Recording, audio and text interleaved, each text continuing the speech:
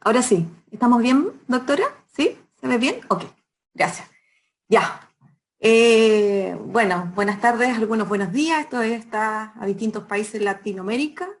Primero que todo, doy el agradecimiento a la doctora Beatriz González, a doctor Ernesto también. Sin duda estas iniciativas son trascendentales para el desarrollo, ¿cierto?, de futuras generaciones y todos los profesionales en el área de control de gestión.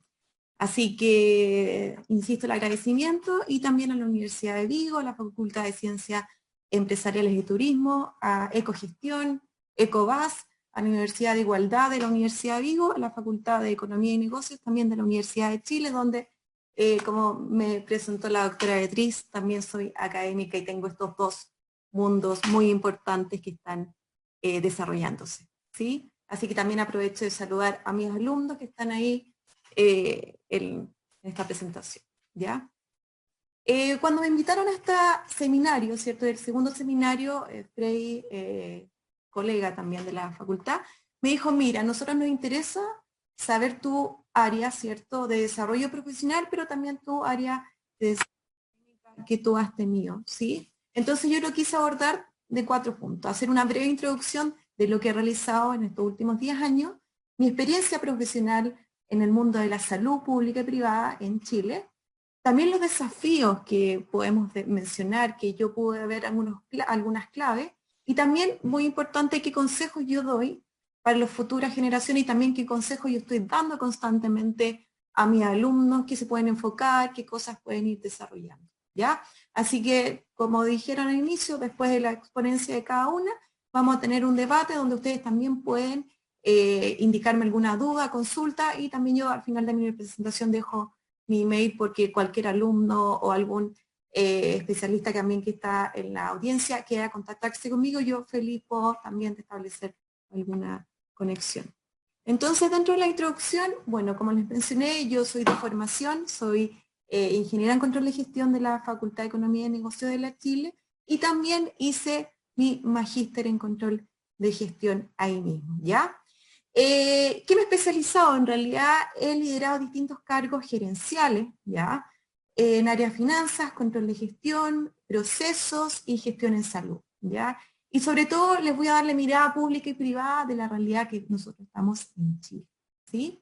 Eh, También he participado en muchos proyectos, proyectos de transformación cultural, transformación tecnológica, y la doctora Emma habló mucho de los sistemas de información, que viene en el futuro, la mejora continua, todo lo que tiene que ver con Lean, cómo nosotros nos enfocamos también en esos focos de acción, estos proyectos, acuérdense que toda la iniciativa estratégica, cómo finalmente el control de gestión va monitoreando, pero también hay que plantear esa evaluación de esos proyectos, la eficiencia operacional, la planificación estratégica. También les voy a comentar que he participado en proyectos de investigación, aprovecho de saludar a la doctora Liliana, que nosotros hemos participado en proyectos de CONICYT, ya, FONDEF, que han sido muy valiosos para el desarrollo tecnológico y de costos en las organizaciones públicas y privadas en los hospitales de Chile, también evaluaciones comprensivas de nuestro asegurador, que es FONASA en Chile, y también fui partícipe, muy contenta, también les puedo comentar, de la experiencia de implementar todo el proceso ya y puesta en marcha del primer hospital público concesionado en España. Hay mucha experiencia respecto, ¿cierto?, a las concesiones públicas y privadas en términos de hospitales. En Chile es reciente, empezó hace menos de 10 años, y yo participé en todo ese proyecto y lideré finalmente la puesta en marcha del Hospital La Florida. Y lo que actualmente estoy desarrollando es control de gestión, pero enfocado en la inclusión, la diversidad y equidad de género, que va muy atingente a lo que me invitaron hoy día y que estoy exponiendo, ¿sí? Entonces, dado que ya más o menos les expliqué mi experiencia profesional, la segunda parte que me gustaría enfocar es cómo esta experiencia profesional yo puedo sacar algunos factores claves ya que son importantes de, a lo mejor. Y como lo decía la doctora Emma, hay un punto importante de entender el conocimiento del negocio. ¿Cuáles son las variables críticas del negocio? ¿Cuál es la generación de valor? ¿Ya? Y no solamente esa generación de valor en el corto, largo y mediano plazo. por ejemplo, en el área de salud es muy importante entender, primero, si es un área de salud privada o pública, cuál es el mercado, cuál es finalmente, en este caso, en la salud, ¿cierto?, en los enfermos, qué pasa con los clientes, qué pasa también con las aprehensiones o los factores, cómo va también este cliente siendo más exigente, ¿cierto? La rentabilidad también en el ámbito público se exige mucho, ¿cierto? Un equilibrio presupuestario, ¿sí? Que sean organizaciones autosustentables, pero en el ámbito privado quieren una maximización, ¿cierto? De la rentabilidad de los accionistas. Entonces, ¿cómo vamos evaluando distintos focos, ¿cierto? Con un público objetivo, entendiendo también a lo mejor hay ámbitos de acción que son más, en este caso en la salud, más atenciones públicas, con una infraestructura de atención cerrada, otra abierta. Entonces, ¿cómo esas variables críticas de que no solamente están en lo que yo les voy a contar de mi experiencia profesional en el ámbito de salud, pero también cuáles son los focos y ámbitos ahí? El otro aspecto importante que me gustaría mencionar en el desarrollo que yo he tenido ha sido crucial la cultura organizacional. ¿Ya? ¿Por qué hablo de la cultura organizacional? Porque la cultura organizacional, ahí se corrió, la cultura organizacional es importante porque es importante entender cuáles son las capacidades de la organización, ¿ya? ¿Cuál es el tipo de liderazgo? ¿Cuál es el diseño organizacional? ¿Cuál es también el nivel de centralización y descentralización? ¿Ya? Porque todos estos ámbitos, como lo mencionaba la doctora Emma, ¿cierto? Que son la estructura organizacional, la estructura estratégica, ¿sí? Me ayudan y son la base y el contexto donde las herramientas de control de gestión van a ser implementadas y tienen que tener una coordinación y mecanismos, por lo tanto tengo que implementar mecanismos de control y de coordinación y de alineamiento que funcionen finalmente como un sistema y que la cultura sea proclive a eso, ¿ya? Como yo tengo las dos visiones de la experiencia pública y privada, generalmente la experiencia pública son organizaciones más burocráticas, ¿cierto? Donde existe menos descentralización. Sin embargo, en el área privada a lo mejor pueden tener una tendencia más a la descentralización, a trabajar más en redes, ¿cierto? Todo el área de back office, ¿ya? Está a lo mejor una red de salud que me ha tocado en estos últimos años ir realizando, ¿cierto? Desarrollando esta red de salud. Tiene el back office, ¿cierto? Control de gestión, contabilidad, finanzas, de las distintas áreas de negocio que pueden ser las clínicas, pueden ser centros de salud, hospitales, etcétera, ¿sí? El otro factor y clave que también me gustaría mencionar es el conocimiento de herramientas de control de gestión, ¿ya? Cuando hablo de conocimiento de herramientas de control de gestión, habitualmente las organizaciones creen que la única herramienta de control de gestión base son los presupuestos, ¿ya? Sin embargo, lo que ha visto la literatura, pero también lo que han visto las tendencias internacionales y los desafíos de las organizaciones es que cada vez hay más herramientas y subsistemas que ayudan a la implementación de las estrategias de las compañías, ¿ya? Y ahí también doy otro foco de herramientas de control de gestión con el concepto de mejora continua. Es decir, no el control de gestión como una manera coercitiva en las organizaciones, no logras un desempeño esperado y por eso tú no tienes una retribución, sino como un aprendizaje continuo, ¿ya?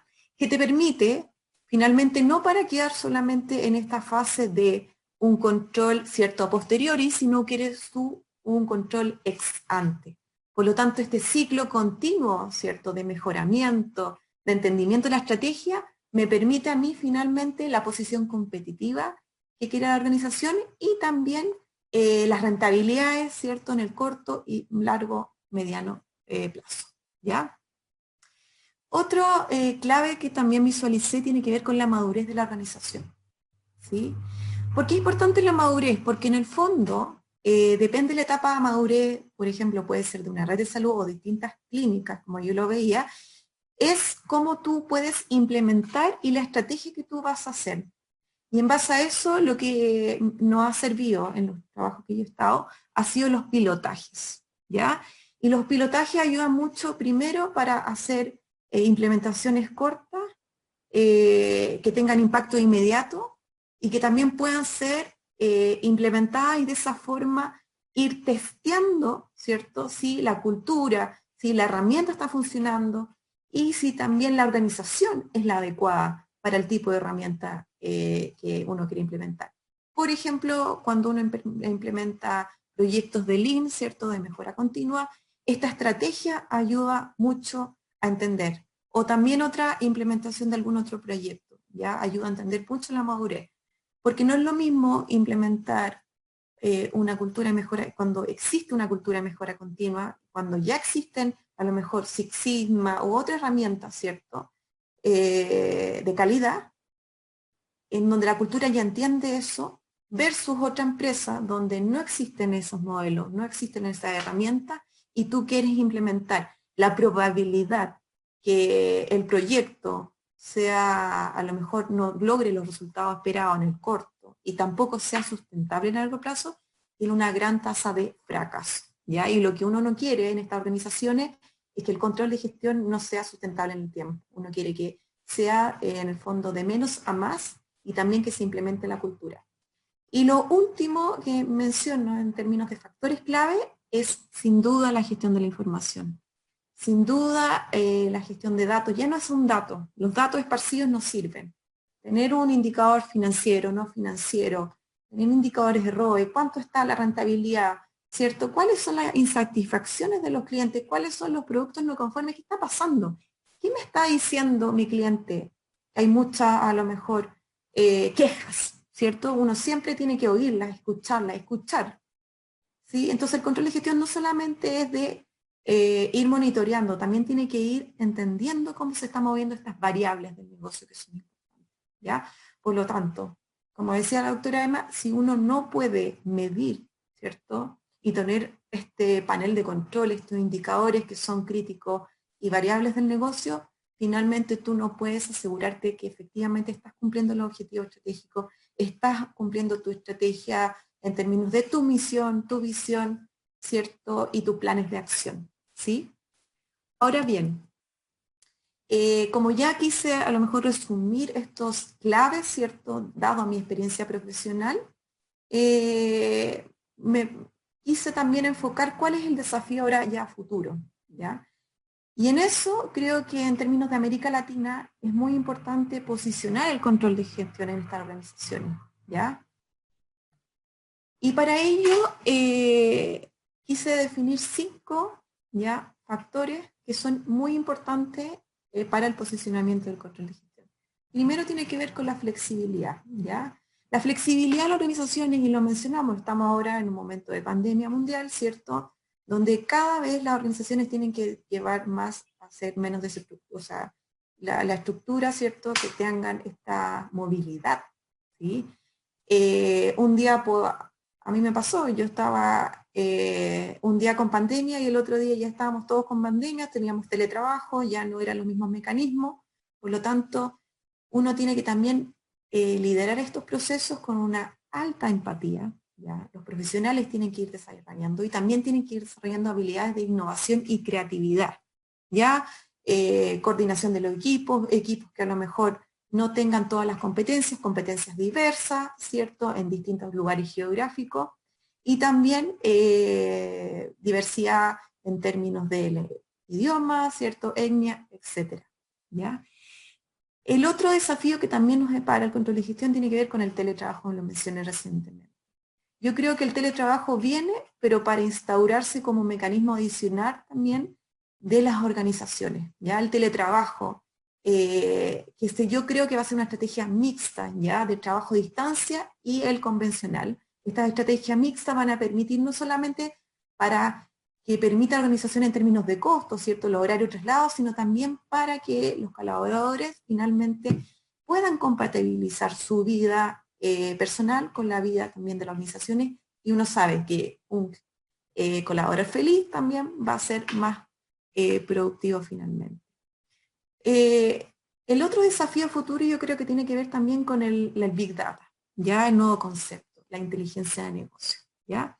¿Y por qué la inteligencia de negocio? Porque uno, como quiere implementar estrategias constantemente emergentes, anticiparte a hechos futuros, es importante definir y entender cómo esos hechos futuros tú los vas prediciendo, ¿ya? Y por eso es importante la inteligencia de negocio, de Big Data y también la analítica aplicada a todos los procesos de gestión y cómo esos modelos ya cada vez más sofisticados, redes neuronales, ¿cierto?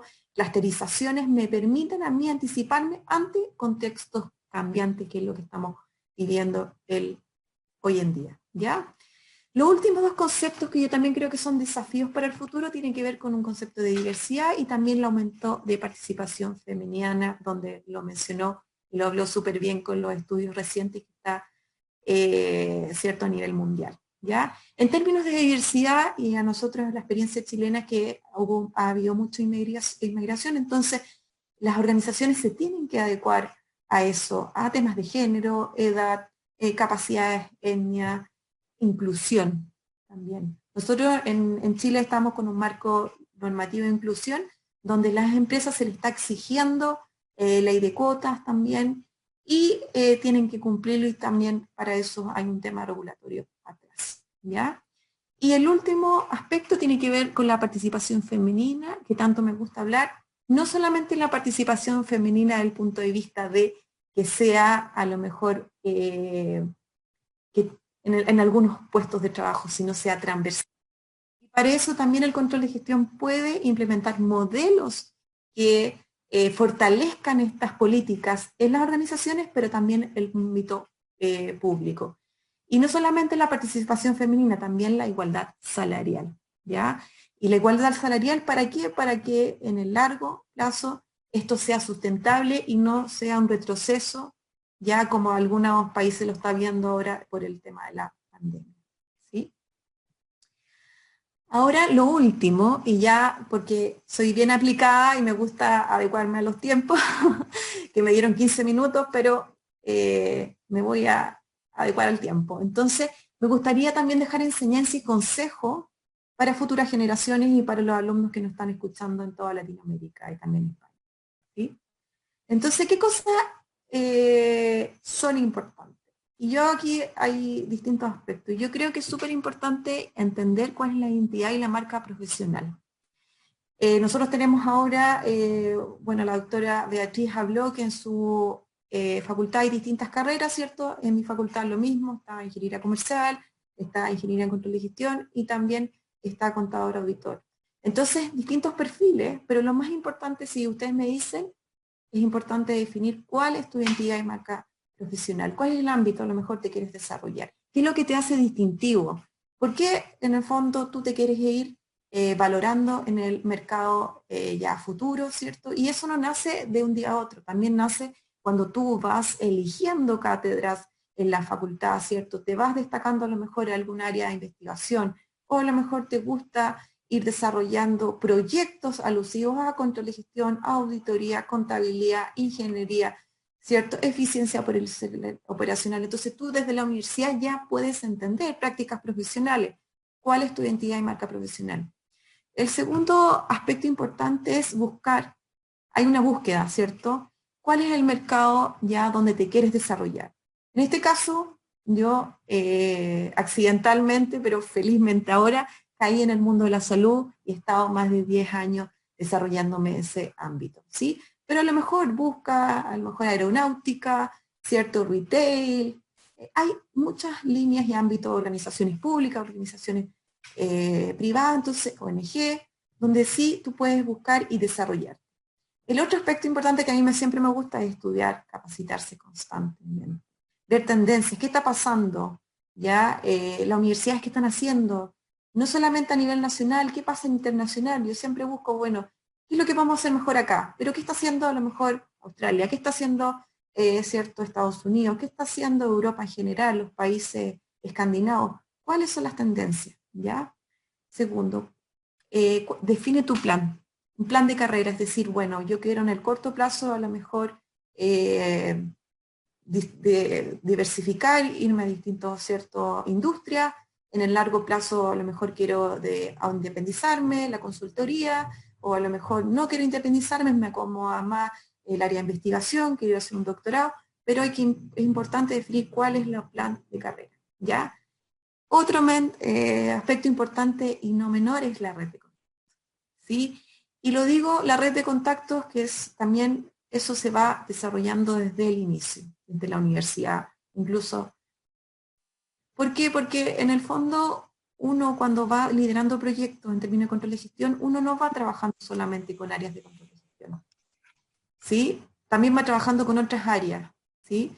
Entonces ahí es muy relevante cómo distintas ramas interdisciplinarias tú te puedes ir desarrollando y también ir aprendiendo de esas otras especialidades.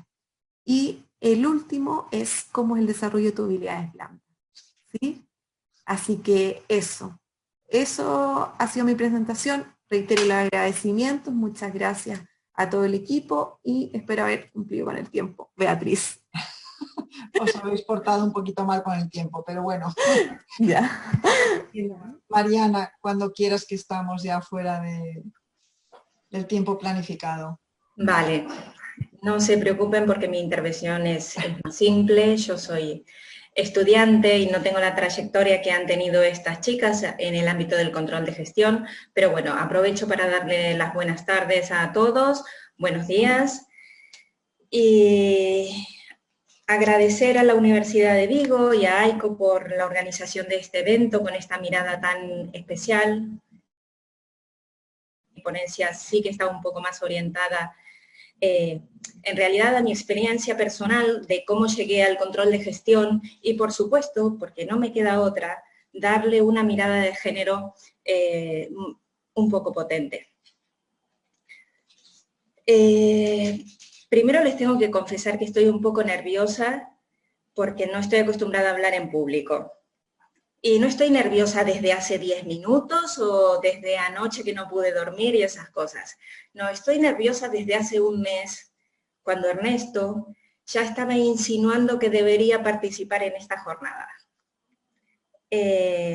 Al principio, por supuesto, le dije que no, porque me da vergüenza, pero con el paso de los días también me fui dando cuenta de que en este momento tan especial que estamos viviendo, aparte, para mí no hay un tema más importante ni más motivante que el control de gestión. Y aparte, mucho mejor si le podemos dar esta mirada de género. Así que, no sé, ustedes se preguntarán, ¿y por qué el control de gestión en este momento? Bueno, casualmente hace un par de meses di por concluido un ciclo en mi carrera y en mis proyectos personales. Hice un emprendimiento que, terminó su ciclo, logré traspasar una empresa que tenía y decidí volver a involucrarme en el mercado laboral por cuenta ajena y dije, a ver cómo está esto. Y encontré este anuncio, que lo voy a compartir con ustedes. El grupo Bla Bla Bla, a través de su consultora de recursos humanos y rendimiento empresarial, precisa incorporar una controller de gestión corporativo. Sus funciones principales: implantación del sistema de control de gestión y planificación entre las diferentes filiales. ¡Wow! Impresionante. Analizar e implementar la estrategia de la compañía. Coordinar el control presupuestario. Negociación bancaria, elaboración del plan de viabilidad, control de costes, reportes de información a la dirección, elaboración de cuadros de mandos, datos estadísticos, informes de situación, colaboración con la dirección y demás departamentos de las decisiones estratégicas. Además de la evaluación de la eficiencia del control interno de los procesos y establecer mejoras en casos necesarios. Y yo dije, esto es lo que quiero hacer cuando sea grande.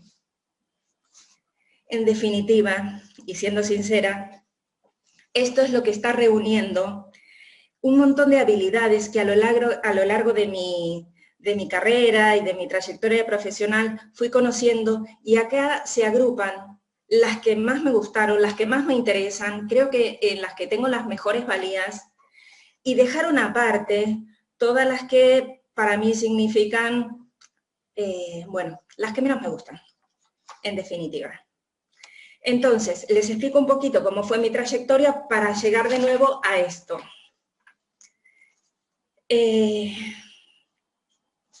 Yo estudié Administración de Empresas en Buenos Aires.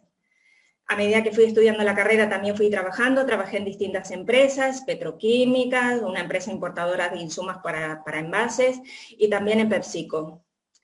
PepsiCo Snacks, sí, la de las papas fritas. Las funciones que fui desarrollando, por suerte, fueron en departamentos donde me permitían ver a la empresa en general, es decir, conocerla, entenderla. Eso es básico para poder hacer bien tu trabajo y para colaborar con los objetivos generales que tiene una empresa. Necesitas entenderla, necesitas conocerla, necesitas saber cuál es el funcionamiento que tiene una empresa. Entonces eso siempre me ayudó. En el año 2002 me licencié. En Argentina hubo un corralito y una tremenda fuga de talentos. Así que aquí estoy, en España. Los primeros años fueron un poco complicados, pero me acuerdo en este momento de las personas que colaboraron también desde aquel entonces para que yo iniciara mis primeros pasos profesionales aquí en España. Así que gracias. Y bueno, en definitiva, a los pocos años ya estaba trabajando en una empresa constructora de obra pública en la que estuve algo más de 12 años. Las obras públicas funcionan como pequeñas empresas, sobre todo las UTEs. Yo era la responsable de contabilidad, administración, un poquito de finanzas. Mis funciones básicamente se relacionaban con esos temas, pero además mensualmente teníamos que hacer estos reportes al comité de gerencia para que tuvieran información para evaluar, hacer el seguimiento de las obras, tanto en tiempo como el seguimiento económico, ver desviaciones, cómo estamos con el presupuesto, pero todo esto era entregar los informes a estos órganos directivos. En su momento, cuando esta empresa lo que quiere hacer es internacionalizarse, me proponen ir a Chile, así que Paola estuvimos cerca. Me proponen el cargo de gerente en administración de finanzas y estuve al principio contentísima y realmente fue un salto profesional impresionante.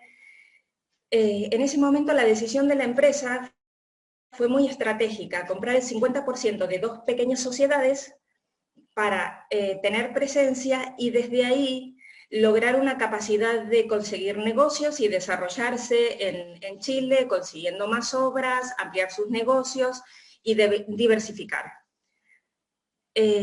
Al cabo de 5 años y pico ya estaba llevando 11 sociedades, 5 grandes obras, dependía de mí un equipo de aproximadamente 20 personas y bueno, fue muy enriquecedora aquella experiencia, pero bueno, en algún momento yo también tenía que volver para España y decidí trasladarme para aquí. Realmente mi trabajo en Chile era como la del antiguo controller, una persona que trabajaba muchísimo, que preparaba una cantidad de informes impresionantes basada en datos históricos que eran entregados a los órganos que tomaban decisiones y yo no participaba para nada, o sea que sí que era una figura muy antigua. Cuando vuelvo para España, trabajo un tiempo más en esta compañía, luego se me da la oportunidad de emprender personalmente y con mi familia en un rubro que es completamente diferente, una explotación de arándanos con su producción y comercialización. Y esa fue como la guinda, donde me di cuenta, además de muchas experiencias que me regaló eso, pero me di cuenta que cuando no tienes el control de las variables más importantes que van a influir en tu negocio, puede ser que la situación se ponga un poco complicada. Entonces, en ese momento sí que decidí dar un paso al costado, traspasar la sociedad y llegamos de nuevo a este momento en el que tomo la decisión de volver al mercado laboral. Y digo, y yo quiero ser esto, yo quiero esto, yo quiero ser controller. Pero ¿qué pasa? El controller, si es esa figura que va a estar entre las actividades y distintos departamentos de una organización y es el nexo con órganos directivos y órganos de toma de decisiones, soy mujer. Entonces, ¿qué encuentro yo aquí? La mujer necesita prepararse un poco más, necesita capacitarse más para demostrar lo mismo que un hombre. Si voy a hacer ese nexo entre las actividades de una organización y los puestos directivos para ayudar a la toma de decisiones estratégicas, van a tener que validar mi trabajo. Y yo lo que quiero hacer es formarme cada vez más, tener más herramientas, conseguir demostrar esa valía. Pero realmente las mujeres tenemos que trabajar el doble para eso. No sé si se dieron cuenta que, por ejemplo, una herramienta tan moderna y tan vanguardista como LinkedIn no tiene en femenino cargos para que yo o cualquier otra mujer pueda expresar en femenino los cargos en su experiencia profesional. Entonces, si partimos de esa base, hay muchas cosas en las que tenemos que pensar. A mí me ha pasado muchas veces, supongo que a otras mujeres también, quizás están aquí o están en otros sitios también, que cuando una mujer expresa su opinión, sobre todo en este tipo de eventos o reuniones donde hay cargos importantes de la compañía, no se le da el mismo valor que si esa misma opinión la emite un hombre. Entonces, ¿por qué estoy haciendo todo esto? Realmente necesito validarme, porque pienso, además, que a una mujer se le exige más, se la valora un poco menos. Tenemos hombres y mujeres un poquito metidos ya en nuestro subconsciente, que la mujer es un poco más débil, que el hombre es más resolutivo, pero que si la mujer es resolutiva, la parte del cerebro que tiene más desarrollada es la masculina. Entonces, si relacionamos todo este tipo de cosas y las instauramos ya como principios en nuestras vidas, van a seguir así. Tenemos que ponerlo en conocimiento, hablarlo y reflexionar sobre esto. También me gustaría decir que, también me ha pasado, que los hombres necesitan demostrar su capacidad mucho menos que una mujer y tienen menos margen de error. Cuando una mujer se equivoca, inmediatamente lo asociamos con una falta de capacidad. Pero el hombre puede errar algunas veces más. Pero en definitiva, y volviendo al control de gestión y a esta figura que tiene que ver entre la organización, los directivos, este perfil tan interesante, con unas habilidades tan apasionantes, yo lo estoy haciendo por 3 motivos.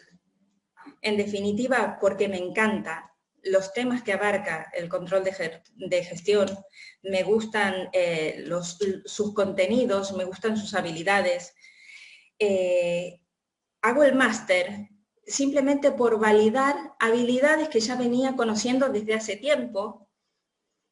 Y hasta aquí los hombres y los chicos pueden decidir hacer también este máster, por los mismos motivos, porque le gusta, porque quieren validar habilidades que ya tienen o, la verdad, conocer habilidades nuevas. Pero por un tercer motivo también lo hago, porque soy mujer y también me tengo que validar como tal. Entonces, para terminar, yo les pido a todos que reflexionemos un poquito sobre qué tipo de sociedad queremos y cuando nosotros seamos los actores y los partícipes, los representantes y los protagonistas de la construcción de esta sociedad, veamos y nos fijemos en las mujeres que tenemos al lado, si somos hombres o si somos mujeres, esa mujer que tenemos al lado, ¿la validamos igual que a un hombre cuando está dando su opinión o no? O simplemente por el mero hecho de ser mujer parece que vale un poquito menos. Bueno, yo en definitiva, esta es la experiencia que quería compartir con ustedes. Espero que les haya resultado interesante. Creo que me aceleré muchísimo, pero les agradezco mucho y espero que a alguien le haya servido un poquito algo de lo que dije. Muchas gracias. Bueno, muchas gracias, Mariana. Muchísimas gracias. Lo he puesto en el chat, pero lo digo también a viva voz, para transmitirle cualquier pregunta a cualquiera de las tres ponentes. No tenéis nada más que escribir ahí y yo trataré de interpretarla lo mejor posible para transmitirla en voz hablada a cualquiera de las tres. Mientras algunos van escribiendo, yo sí que quería, y la dejo abierta y cualquiera de las tres que lo diga, si creéis de verdad que hay características de nuestra personalidad por el hecho de ser mujeres, características diferenciales de un hombre que nos pueden ayudar a tener mejores actitudes hacia un trabajo, hacia una responsabilidad de controles. Que dice que somos más emocionales, que somos más dialogantes, también más estresadas y menos implicadas en el trabajo que a lo mejor nuestros compañeros varones, pero ¿hay alguna cosa que vosotros consideréis que debería motivar el hecho de que dé la vuelta al porcentaje que os comenté antes, de que 3 de cada 4 responsables de control de gestión son hombres y no mujeres? Mientras tanto voy a atender también el chat por si alguien quiere hacer alguna puntualización. Cualquiera de las tres, no sé. Bueno, me animo yo, ¿vale? Y aunque quizás mis dos compañeras son las más versadas en este tema. Yo creo que has dado en la clave, Beatriz. O sea, yo creo que tenemos un desarrollo de una parte del yin mucho más potente que la parte del yang, que es el más masculino, digamos. Y esto nos hace quizás a ojos del masculino ser como más frágiles. Yo creo que somos en general, por la forma de ser, yo creo que tenemos una cierta sensibilidad hacia los problemas que se pueda tener. La capacidad de empatía yo creo que también, por lo tanto, va en consonancia. Eso alude también a temas de negociación. Y creo que hay algo que juega en nuestra contra, y es que en general solemos ser muy perfeccionistas. O sea, yo creo que esto es lo que a veces nos cae como una losa. Creo que el hombre no intenta ese perfeccionismo, es mucho más pragmático. Y por lo tanto eso nos puede llevar, exagerando un poco, ante una determinada situación, que el trabajo lo puedan terminar antes. Son aproximadamente correctos y nosotras pretendemos ser exactamente correctas. Yo creo que eso es una diferencia importante.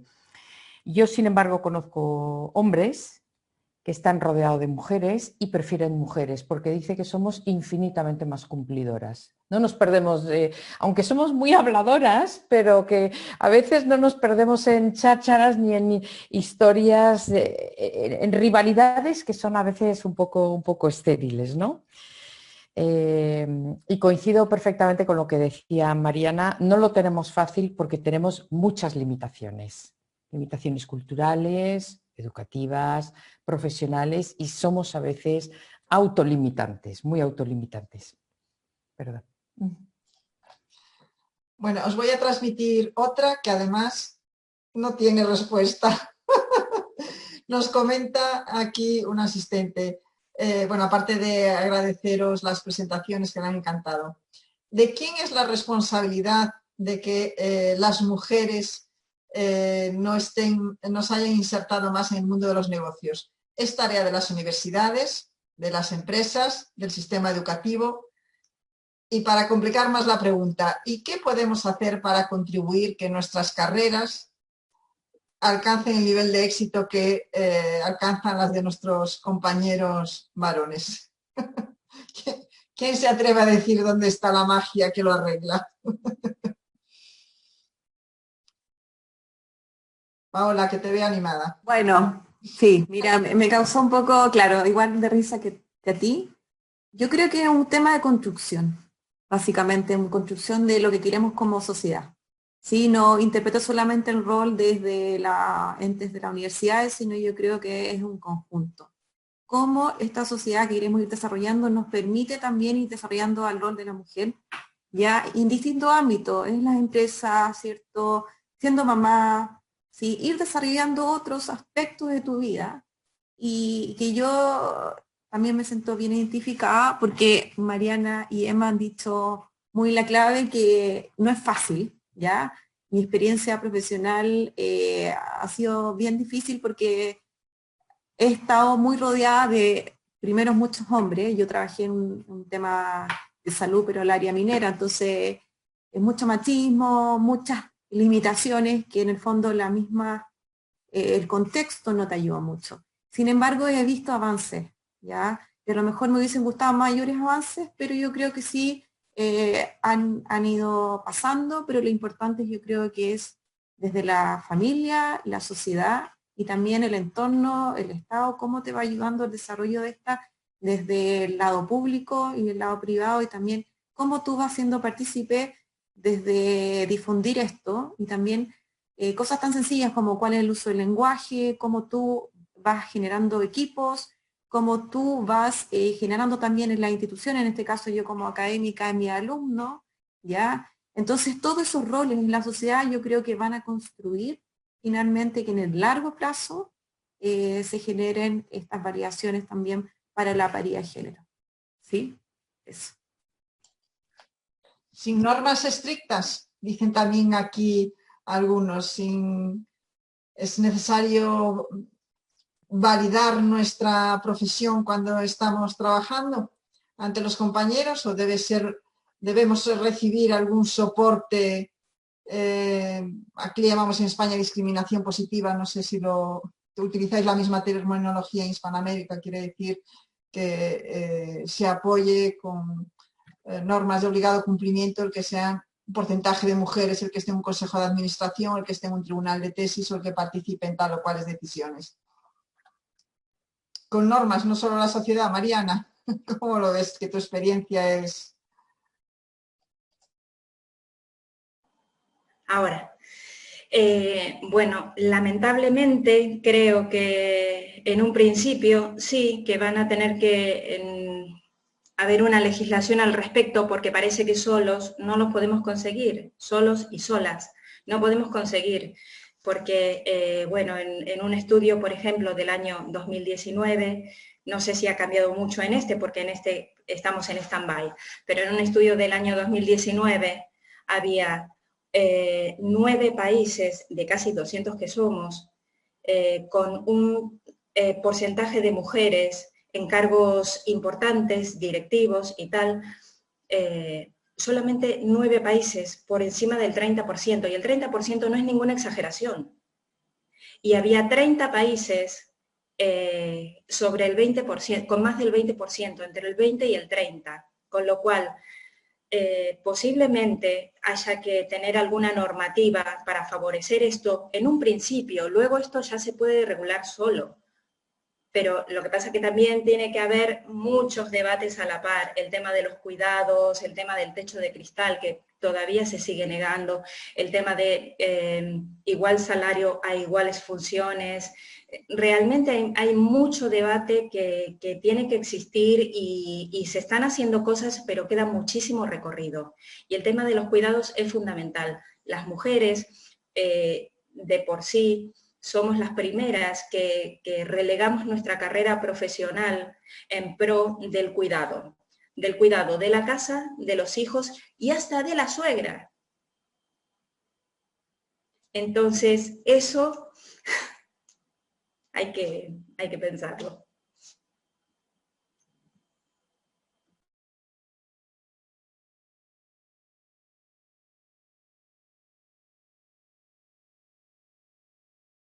Disculpad, no había conectado el micrófono. Son casi las 7:25, nos hemos pasado solo 5 minutos con respecto a lo que teníamos previsto.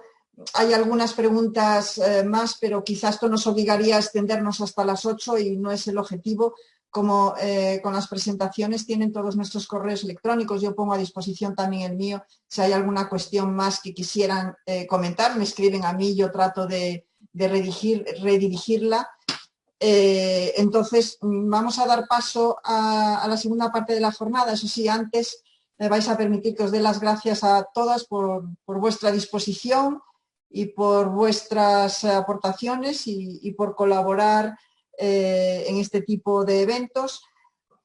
Estamos viviendo unos tiempos muy, muy duros que nos obligan a reinventarnos en cantidad de cuestiones, pero estas jornadas que hemos tenido que hacer obligatoriamente online nos llevan a la reflexión de que muchos problemas que también son después oportunidades, como en este caso. Vamos a imbuirnos en ese positivismo para de estas circunstancias tan adversas que estamos viviendo seamos capaces de salir adelante y de transformar en oportunidades todas estas limitaciones.